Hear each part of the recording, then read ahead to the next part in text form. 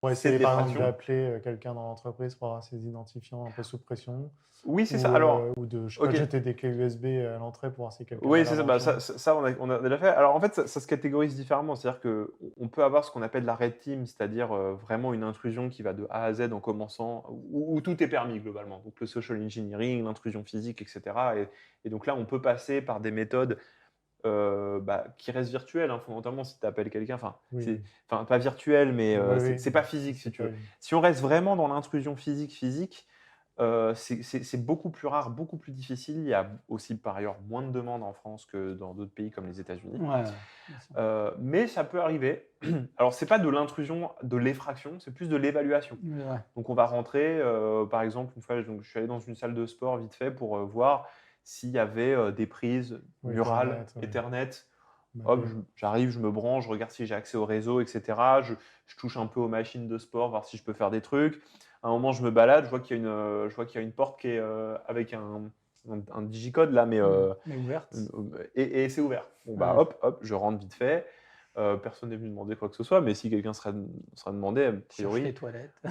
Oui, j'aurais pu dire ça, non, mais j'aurais été transparent, j'aurais dit je suis là pour un audit, etc. Pas besoin d'appeler la police. Donc ça peut arriver. Les clés USB aussi, j'ai une expérience comme ça où on avait distribué, où le principe c'était ça, c'est en fait on jette des clés USB parce qu'on sait que c'est un vecteur d'attaque Bien sûr. qui est, pour le coup, c'est pas très cramé parce que je veux dire, si demain on se lève tous, on arrive au bureau et on voit qu'il y a 50 clés USB qui traînent, c'est moyen. Mais Ouais. l'idée c'est de voir, c'est parce que fondamentalement une clé ça peut suffire globalement. Donc on en a jeté à peu près une centaine.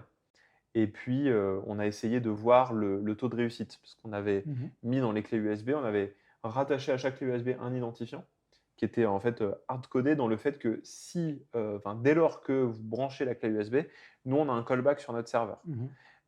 avec, dans la donnée de ce callback, La clé. l'identifiant de la clé. Donc, on pouvait comme ça tracer le parcours de chaque clé. Mhm.